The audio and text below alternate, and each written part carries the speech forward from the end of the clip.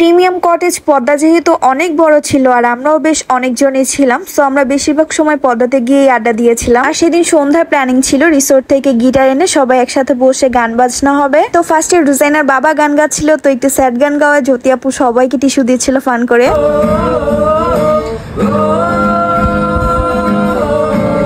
এই তো আমরা দর্শক সবাই একসাথে বসে গান শুনছিলাম, আর রুজাইনাও কিন্তু তার বাবার গান খুবই মনোযোগ দিয়ে শুনছিল। আপনাদেরকে একটু একটু করে তাদের গান শোনাবো, পুরোটা দিতে গেলে ভিডিও অনেক বেশি লং হয়ে যায়, তাই মাঝখান থেকে একটু কেটে কেটে দিয়েছি।